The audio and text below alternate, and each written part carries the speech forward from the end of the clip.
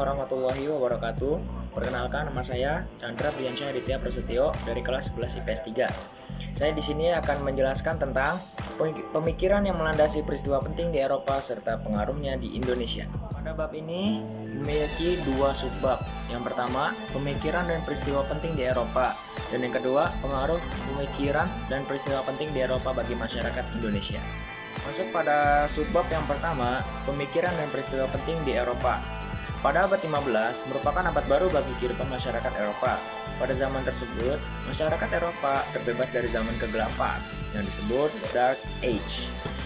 Masyarakat Eropa mulai mengembangkan berbagai penyelidikan hingga melahirkan sebuah pemikiran seperti Renaissance, merkantilisme, revolusi gereja, Aufklärung, dan revolusi industri.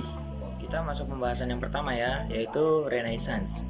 Renaissance mempunyai dua faktor pendorong, yaitu satu, perubahan aktivitas gereja, dan yang kedua, kemunculan kota-kota dagang yang makmur.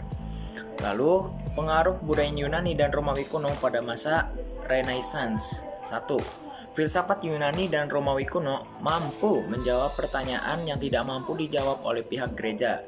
Dan yang kedua, kebudayaan Yunani dan Romawi kuno lebih menghargai perbedaan dan pemikiran. Lalu, pengaruh Renaissance.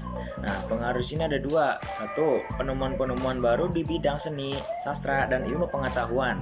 Dan yang kedua, muncul seniman dan ilmuwan seperti Leonardo da Vinci, Michelangelo, Raphael, Dürer, Bruegel, Botticelli, Nicolaus Copernicus, and Galileo Galilei. Lalu kita masuk ke pembahasan yang kedua, yaitu merkantilisme. Merkantilisme berasal dari kata merchant yang berarti pedagang. Suatu teori ekonomi yang menyatakan bahwa kemakmuran suatu negara ditentukan oleh banyaknya aset yang dimiliki oleh negara tersebut. Lalu, tujuannya adalah untuk mengumpulkan emas dan perak sebanyak-banyaknya untuk dimasukkan ke dalam kas negara. Lalu, logam mulia dijadikan ukuran kekayaan, kesejahteraan, dan kekuasaan suatu negara. Lalu, ciri-ciri merkantilisme adalah negara merupakan satu-satunya penguasa ekonomi. Tujuan utama kegiatan perekonomian adalah mendapatkan logam mulia sebanyak-banyaknya. Kita masuk ke materi yang ketiga, yaitu reformasi gereja. Reformasi gereja ini dipelopori oleh tiga tokoh, yaitu Martin Luther, Ulrich Zwingli, dan John Calvin. Faktor penyebab reformasi gereja adalah satu, penyimpangan yang dilakukan oleh gereja Katolik seperti penjualan surat Aflat atau surat pengampunan dosa. Yang kedua, perkembangan humanisme yang menyebabkan banyak orang yang dapat membaca Alkitab.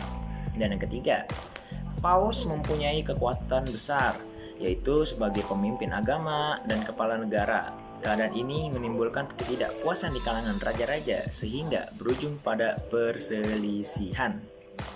Lalu ada Aufklärung.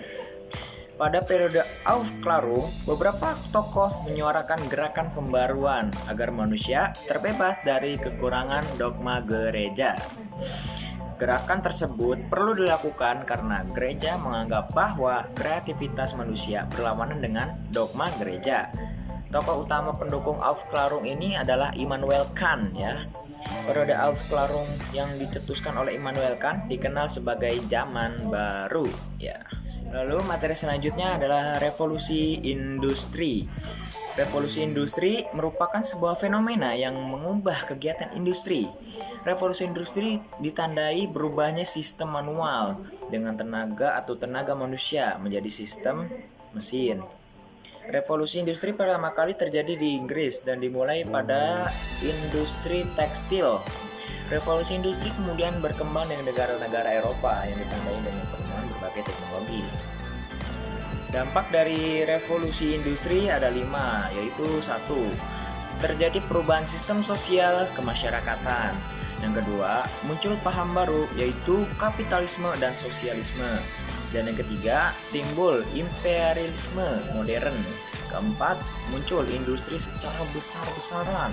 Dan yang terakhir adalah terjadinya urbanisasi dari desa ke kota. Nah, di sini kita masuk ke subbab yang kedua, yaitu pengaruh pemikiran dan peristiwa penting di Eropa.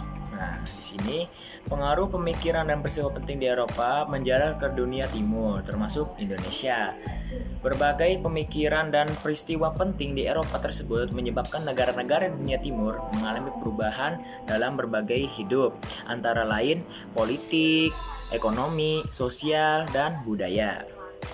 Kita masuk ke materi yang pertama, yaitu bidang politik. Nah, di bidang politik ada praktik politik kolonial.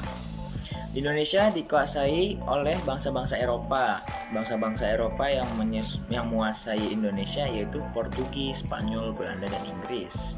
Lalu di bidang politik muncul paham-paham baru, yaitu liberalisme, kapitalisme, dan sosialisme. Lalu materi selanjutnya adalah di bidang ekonomi. Nah, di bidang ekonomi ini ada beberapa perkembangan, yaitu satu, perkembangan industri gula yang ditandai dengan berdirinya beberapa pabrik gula di Indonesia. Dan yang kedua, pembangunan jaringan transportasi kereta api di Pulau Jawa dan Sumatera untuk mengangkut hasil-hasil perkebunan. Lalu, pembangunan jaringan transportasi laut yang menghubungkan antar pulau. Dan yang terakhir, pendirian bank untuk memberikan modal bagi pengusaha swasta yang akan membuka perkebunan. Lalu di bidang sosial ada perkembangan pendidikan. Apa sajakah perkembangan pendidikan itu? Itu ada 3 di sini. 1. Pendirian Eerste School, sekolah angka 1, dan Tweede School, sekolah angka 2. Dan yang kedua, pendirian Meer Witgebreit Leert Ouderwijs atau MULO yang setingkat sekolah menengah pertama, dan Algemeen Middelbare School atau AMS yang setingkat dengan sekolah menengah atas. Lalu yang ketiga, pendirian beberapa sekolah tinggi utama antara lain Osvia, Stovia, Nias, dan Rich Hoge School. Lalu ada penyebaran agama Nasrani, penyebaran agama Katolik oleh Ordo Fransiskan dan Dominikan. Lalu penyebaran agama Kristen dengan menggunakan metode sinkretisme di Pulau Jawa oleh C. Kulen, Ibrahim Tunggul Wulung, dan Raden Abbas Surya Pranata. Lalu di materi selanjutnya yaitu di bidang budaya. Nah, di bidang budaya ini ada 2, yaitu 1, pengaruh arsitektur barat dan perubahan gaya hidup. Nah, kita masuk ke pengaruh arsitektur barat. Pengaruh kebudayaan barat dalam bidang arsitektur dapat dilihat pada bangunan-bangunan peninggalan bangsa Eropa di Indonesia. Lalu, sejak pada abad ke-18, pemerintah kolonial Belanda mulai membangun kota-kota penting di kepulauan Indonesia.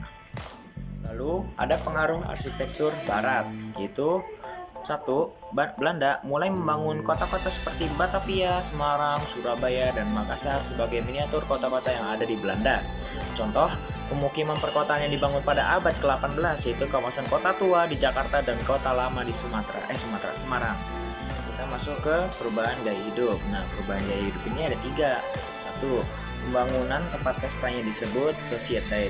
Dan kedua, adanya corak pakaian baru berupa blouse, rok, gaun mewah, dan topi sebagai pemanis berpenampilan saat pesta.